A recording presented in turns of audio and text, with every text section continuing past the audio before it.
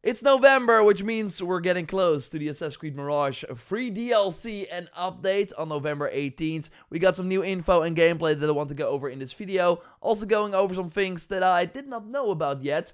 So, as you might know, I went to an event in Bordeaux where I got to see the DLC. I made my video. I was not that high on it. I was like, I'm not seeing a lot of new things. But turned out when they did the reveal stream, they were talking about way more stuff that we did not see in Bordeaux. So I want to go over those things here as well. And yeah, it's looking better. I'm getting more hyped, but I still have some question marks about how impactful this all will be. But of course, it's free. So should I really complain? No, probably not. Let's go to the blog post that they put up, where we start with how you can access this new content. So the new story arc is unlocked upon starting the Head of the Snake mission in the base game. So basically, when you're ready to go to the center part of Baghdad, when you just have one big target left. But it's also available to all players directly from the main menu when starting a new game. Our guide on how to access the new value of memory content will be released soon. And we actually see that here too. So you can just, when you do a new game, when the update is out, okay, just classic start, play through the game, and then eventually, when you are like 8 hours, I would say, into the main story, then you can go to the Valley of Memory stuff, or you can immediately go do that content. They will receive starting upgrade materials, dirhams, so the money in the game, the tokens that you can use to bribe like certain NPCs to help you out, and your skill points will be auto-assigned, but you can reset and assign them at any time. I will totally, for my video, be checking this out, see what you get. And it does seem that you can then, after like skipping basically immediately to the DLC, go back to the base game and then play it that way. It will be kind of interesting to see how they do that. But yeah, it's cool if you just want to see basically the Saudi Arabia content, you can immediately do that. They talk about the new location and how it's divided into two main regions. The Land of the Dead in the northern half and the Land of the Living in the southern half. Each sub-region offers unique visual variety and opportunities.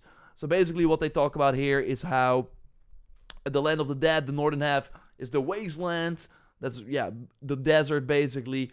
And then the southern half, it's where you find more of the urban environments. Of course, the new map is going to be very big.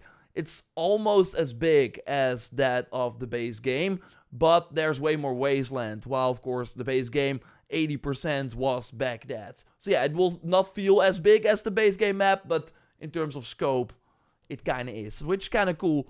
And what I really love is this gameplay they showed. So this is of one of the towns of Alula. Of course, Alula is the new region. And here, what we really see is basically the new manual jump. So, of course, that is something they did not talk about at the Bordeaux event, which is wild to me. They said, yeah, we will have new parkour additions.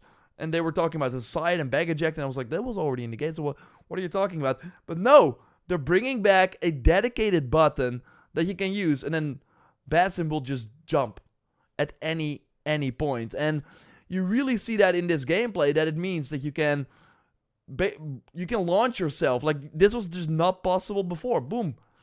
And it really means that you can create completely new routes, and it's gonna really alter how you traverse the Mirage map. Of course, all these things will also be in the base game, so that's gonna be really, really impactful. And we see that here too. So you have the free jump that you then have to turn on, and then I think they say with A, so that would be X on PlayStation, you can just do a free jump. So what is interesting is that, of course, Shadows got a new parkour update as well, and they are looking into you doing a free jump in Shadows as well. The problem is that that game already has buttons assigned to way more things than Mirage. So it was easier for the Mirage team to incorporate this, while with Shadows they really have to alter a lot of the controls to make it work. So I hope they can figure it out, because what we're also seeing is that they're adding, let's continue to this, like a brand new control scheme. So the modern control scheme, and if we then look at the right trigger, so R2 is free run up. And right now that's on A and X. But of course they're gonna use that for the manual jump. So yeah, it will be more like the older games where you're holding the right trigger, and then you will just automatically climb and stuff. And in like in Mirage, they can very easily, like, light and heavy attack, if I like remove my head here, that's the same button. While in Shadows, the light attack button is, of course, like, you use the right trigger for that heavy attack, but now they can change that to the free run up. While the right trigger in Mirage is to bring up your tool menu, but obviously here they now put that just on L1, on the LB. So basically they had way more possibilities to create this parkour control scheme, and in Shadows they're still figuring that out. I hope they figure that out, because having a manual jump in Shadows would be great too. But yeah, let's focus on Mirage here. So yeah, we are basically getting an old school parkour control scheme again, which is awesome. I think that's really cool. So also during the reveal stream that I did not talk about during the Bordeaux event is the new skill. So I think there's only one new skill, it seems. So yeah, these are the two like skill trees now next to each other, and I only see the one that they're actually focusing on. That's actually the new one. The rest is all the same. So there's basically just one new skill. And also, if I remove my head here, yeah, it's the same. It's the same. So what that skill does is pretty cool. It's like nice to have. It really opens up a lot of things, but it's not like it's not adding anything new. It's just adding a new possibility, because you can select all the tier 1 tool upgrades for each available tool. And yeah, as you can see, those are just like nice things to have. Having the extra capacity, the extra distance, and also here increase how much the throwing knife costs by 50%, like the increase in damage. So that's nice to have them all active. It's pretty impactful, but yeah, it will not be like completely change the way you play. And that's overall kind of the thing with this update that I was hoping to see a bit more of. Also, the blow dart here penetrates armor to deliver the blow dart's effect. So yeah, every tool gets a third slot here. What that means is that, yeah, if you want to use these new tool upgrades, you will lose the other tier 3 perk, and usually these are very good too. And here, the armor piercing with the blow dart. So yeah, normally armored enemies, like, you have to find the right spot to hit them, but you're usually like hidden or anything like when you use the blow dart, and there are effects that can still cause them to fall asleep. So in my experience, unless they like nerf the other perks, this one is useless, this perk, because you can already do this without that perk. The sleep maker, so the noise maker, will also put enemies to sleep when you throw them, as we see here. That's pretty good. That's pretty good. But again, it's like, okay, they already had the sleep effect. They're just like, okay, what type of tools do we have? We're just applying that to, or what type of like perks and effects do we have? We just apply that to the different tools. And we also have footage of the new throwing knife that they really quickly show. So here we see that. Boom. So yeah, you throw it and then, yeah, the enemy explodes or something. Normally a throwing knife, completely stealth focused. Now you can go crazy. I think that's gonna be pretty fun. But overall, I'm not expecting a lot from the tool upgrades. And I was expecting a bit more from that. And yeah, we see that being used in the brand new Animus Sequences feature. So every time you complete like a contract in the game, or a black box mission, or other like bigger main missions, you can then replay them and have challenges that we see right here. Don't take any damage, don't use eagle vision, don't use any health refills, complete all the challenges in less than, and then the time that is different per mission. This is gonna be so much fun. I cannot wait to stream this. This is gonna be really, really awesome. So yeah, I'm kind of hyped for this.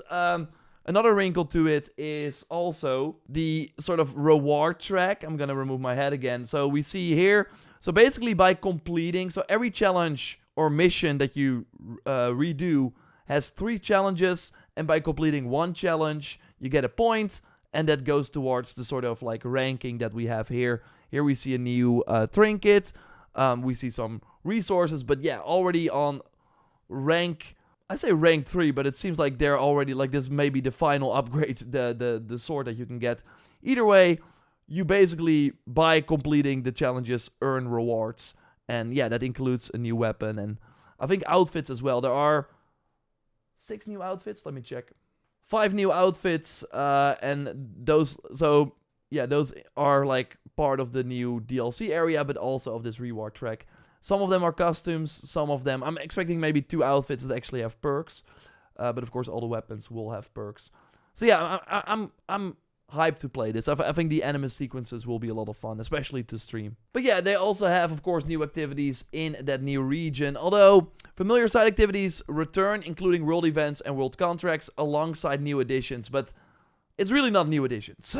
One such activity is stolen goods, which was already in the game, where Basim must steal secret maps from robbers to recover valuable items. Basically, you do the stealing mini game with the quick time event, and then you get a treasure map like in a lot of the previous games, and have to figure out where that on the map is. Like, you get a drawing, basically.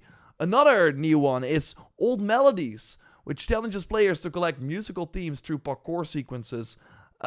Basically, similar to the sea shanties of Black Flag. Once collected, Basim can perform these melodies himself in a variety of musical settings in the world, offering the perfect chance to enjoy a break of the journey. So then you can play your... not the shamisen, that is Yote, of course, but the guitar that they're using in this game. So yeah, that is basically this, and we now have it in the wilderness as well.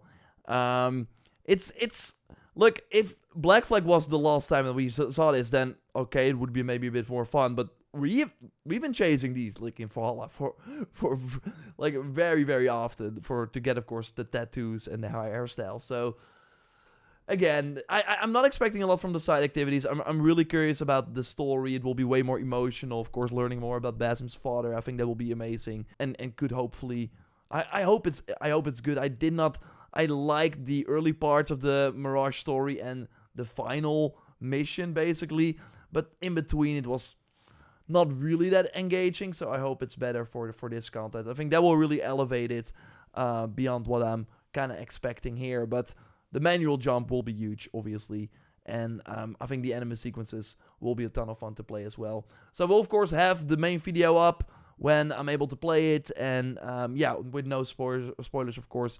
Of course, on JorRaptor, we will have way more content as well. So stay tuned, leave a like, check out my previous video, and I will speak to you very soon. Goodbye.